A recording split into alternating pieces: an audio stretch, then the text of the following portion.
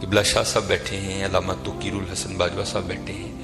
یہ فقہ کی کتابوں میں لکھا ہے کہ جب مسجد کی صفائی کی جائے نا تو جو مسجد کا کوڑا ہے نا، ظاہر ہے نکلے گا نا کوڑا کا، ریت ہوگی، مٹی ہوگی، کچھ اور بھی معاملات ہو سکتے ہیں. تو فقہ کی کتابوں میں لکھا ہے کہ جو مسجد سے نکلنے والا کوڑا ہے اس کوڑے کو اس جگہ نہ پھینکا جائے جہاں عام گھروں کا کوڑا آتا ہے، کہ مسجد کے کوڑے کا بھی ادب کرنا ہے کہ یہ اللہ کے گھر کا کوڑا ہے.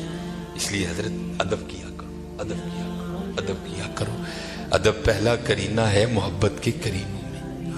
اس لیے جب کبھی اللہ جل شانہ کے گھر میں آنے کی توفیق ہو جائے نا تو اپنی آوازیں پست رکھا کرو، یہاں آواز بلند نہیں کرنی ہے. یہ بہت بڑے بادشاہ کا دربار ہے، تو وہ کیونکہ ملک ندیم تھا، یہ اللہ کا دربار ہے، اس نے تو یہاں ہی کہہ دینا تھا نا جو کہہ دینا تھا.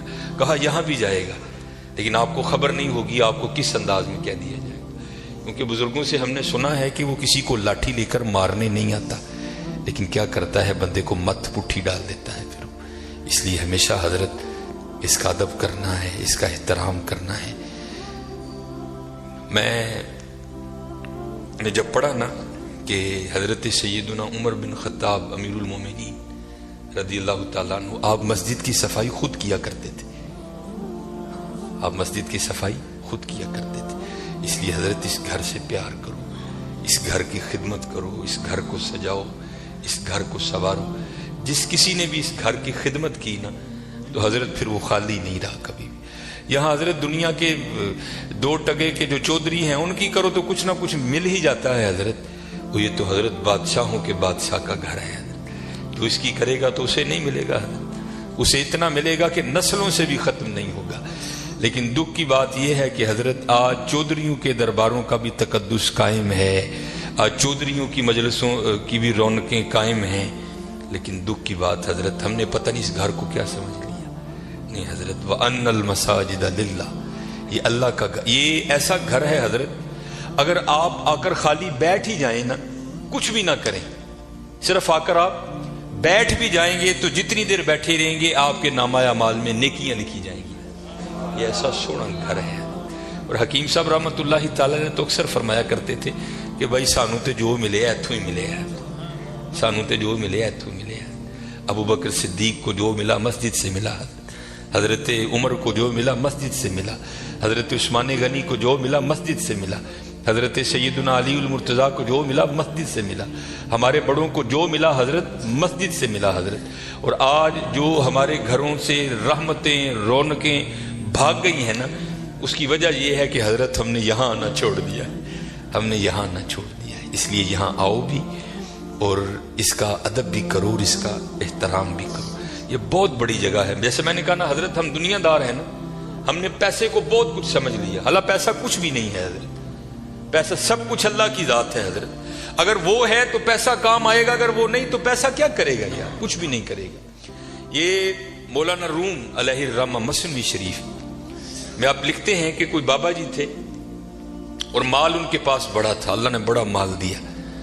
وقت نزاع آ گیا، ان کو پتا تھا جو میرے بیٹے ہیں وہ نکمے ہیں، مال میں نے کمایا ہے، یہ عیاشی کریں گے اجاڑیں گے، جواب اللہ کے حضور مجھے دینا پڑے گا.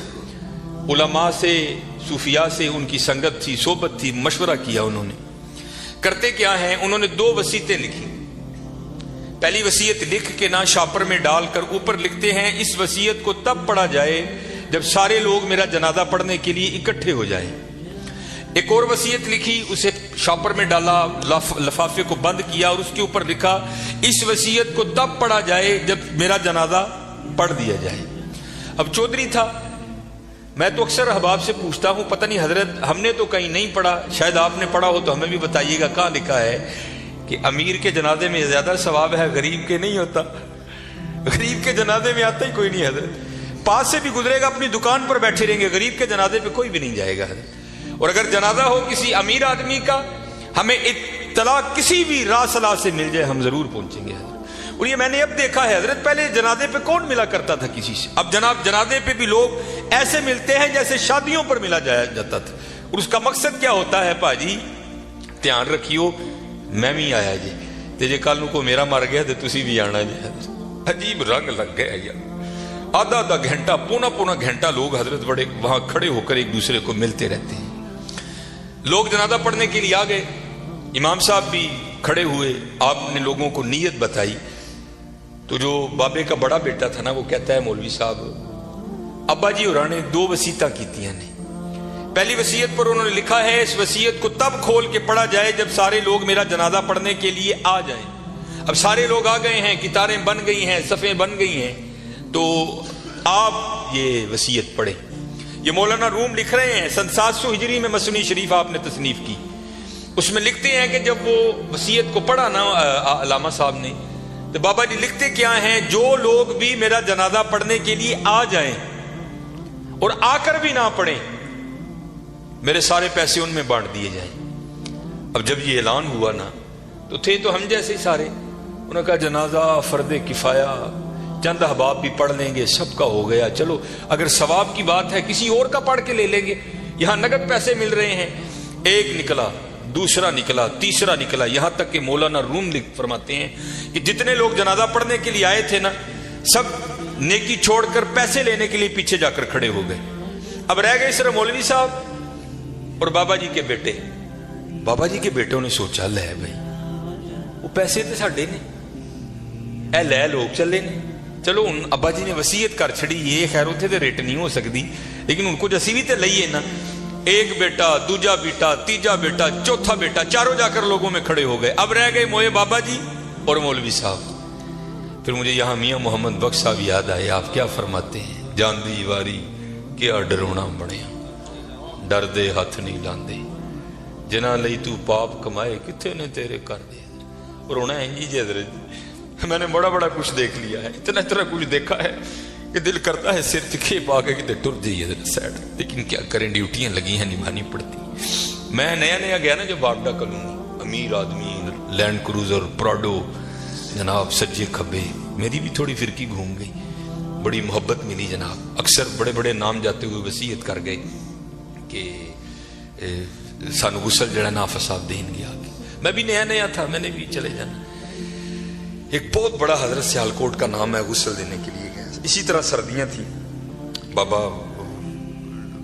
لیٹا ہے چارپائی پہ, اس کا بیٹا کھڑا تھا, تو بابے نے نا سویٹر پہن رکھا تھا.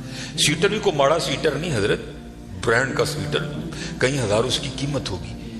تو میں نے بڑے بیٹے کو کہا, میں نے کہا گل بات سن لو, جو تیرے ہاتھ میں یہ جو ایپل کا موبائل ہے نا جس کی قیمت اس وقت بھی 1.5 لاکھ سے اوپر ہے, یہ بابے کی کمائی کا ہے. یہ تو نے ہاتھ پہ راڈو باندھ رکھی ہے نا, یہ بابے کی کمائی کی ہے. جو تیرے پاس لینڈ کروزر ہے نا, یہ بابے کی کمائی کی ہے. اور یہ وہ بابا ہے کہ جس کو ولی ہونے کی تیرے لحاظ سے سند اللہ اور اللہ کے رسول نے دی ہے. یہ جیسا بھی ہے تیرے لیے ولی ہے. ذمہ داری میری ہے, جے تو کہیں تو میں بابے دا سویٹر اینی تینوں لا کے دینا وا کہ بابے نے تکلیف نہیں ہوئے گی, تو سویٹر تو رکھ لے, بابے دا سویٹر ہے, ایسے صدقے تیریاں موجاں نے پایا کر. یہ مسجد میں بیٹھا ہوں حضرت, منڈا کہندا نا نا حضرت مردے دیاں شیواں نہیں پائی دی. میں ظالما لوکاں نے مردہ تیرا تے بھائی یار کی کرن دے. انہوں نے کہا نہیں میں نہیں مردے دی شے پانی ہے, جنا لئی تو پاپ. یہ میاں صاحب نے ایویں نہیں لکھے حضرت, آپ نے بڑا مشاہدہ کیا تھا زمانے کا. جنا لئی تو پاپ کمائے کتے نے تیرے کر. خیر حضرت کینچی میرے ہاتھ میں تھی, میں نے سویٹر کاٹ دیا. نیچے وہ بابے کے کپڑے آئے, اور وہ بھی بابے نے کیمبرج کے, مجھے برانڈ یاد ہے آج بھی, کیمبرج کے بابے نے کپڑے پہنے ہوئے تھے. ہاف وائٹ کلر کی شلوار قمیض تھی بابے کی. میں نے دوسرے بیٹے کو کہا, اسی طرح میں نے کہا ساری مجاہدیاں نے, بابے دی شلوار قمیض میں لانا رکھ لے یار, کدی کدی تبرک سمجھ کے پائیں کہ میرے والد دی. اس نے بھی یہی کہہ کے انکار کیا. پھر جب غسل دینے کی باری آئی, میں نے کہا بتاتا میں ہوں غسل کیسے دیتے ہیں. اے او ابا جی مونڈے تے بہ کے تسی ٹرنا سکھیا سی, اے او ابا جی انگلی پھڑ کے تسی ٹرنا سکھیا سی, اے او ابا جڑا کدی تانوں مری کھڑدا ہی, کدی نران کھڑدا ہی, کدی کاغان کھڑدا ہی, کدی انگلینڈ لے کے گیا, کدی سڈنی لے کے گیا. میں دسنا وا غسل دو. تینوں بیٹوں نے غسل دینے سے انکار کر دیا. کچھ بھی نہیں حضرت, یہ اسی طرح ہے, اسی طرح ہے. اگر اس سے پیار کرو گے, وہاں بے وفائی کرو گے, تو اسی طرح ہے, اسی طرح. سارے کھڑے ہو گئے, رہ گئے مولوی صاحب اور بابا جی. سارے لوگ پیسے لین کھلوتے ہیں.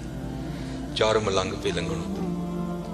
فَمَن يَعْمَلْ مِثْقَالَ ذَرَّةٍ خَيْرًا يَرَهُ. اللہ کہتے ہیں اگر کسی نے ذرے برابر بھی خیر کیتا ہے نا میں ضائع نہیں کراں گا، میں بدلہ داں گا. اور کیونکہ وہاں تو حضرت تول ہوگا. فَأَمَّا مَنْ ثَقُلَتْ مَوَازِينُهُ فَهُوَ فِي عِيشَةٍ رَاضِيَةٍ. جنہیں نیکیاں ود گئی ہیں وہ زندگی دل پسند ہوئے گی. اسی لیے جو اللہ والے ہیں وہ نیکیوں کی بڑی قدر کرتے ہیں، وہ ایک نیکی کو بھی ضائع نہیں ہونے دیتے. ہو سکتا ہے کل یہی کام بنا دے. اور ہم تو یہاں حضرت ایسے نیکیوں کو ضائع کرتے ہیں کہ الامان والحفیظ. حضرت بابے اور عیسان 3 نال مرید سن، ویکھیا جنازگاہ چ لوگ کھلوتے نے. جانا ہی ہے نا کتے 5 منٹ لیٹ ہو جائیں گے، فری دی نیکی ہے، آؤ چلیے. آ کر کیا دیکھتے ہیں بابا جی اور کلے مولوی صاحب، دنیا جناب کھڑی ہے ادھر. وہ بابے مولوی انہوں نے پوچھنے لگے مولوی جی حکم تے ہے کہ جنازے دا معاملہ ہے تے چھیتی کرو، جنازہ کیوں نہیں پڑھن دے. مولوی صاحب کہنے لگے حضرت بابا جی جاتے ہوئے وصیت کر کے گئے ہیں کہ جو لوگ میرا جنازہ پڑھنے کے لیے آئیں اور آ کر بھی نہ پڑھیں میرے پیسے ان میں تقسیم کر دیے جائیں. یہ سارے وہ بدبخت کھڑے ہیں کہ جن کو نیکیوں کی ضرورت نہیں ہے، یہ کہتے ہیں ہم نے پیسے لینے ہیں. اب آپ بتائیں آپ کا کیا معاملہ؟ پھوکو پیسے ہیں جو میرے مقدر میں ہے. بابا جی کہہ رہے ہیں جو میرے مقدر میں ہے کون روک سکتا ہے. میاں محمد بخش رحمت اللہ تعالی بڑی خوبصورت بات لکھی اور میں نے بے تحاشا بار مشاہدہ کیا اس کا. آپ فرماتے ہیں اندھیر غبار باورچی خانہ سہ منا وچ پکدا، باج مقدروں ککھ نہیں لبدا، دیگی روے ترکدا.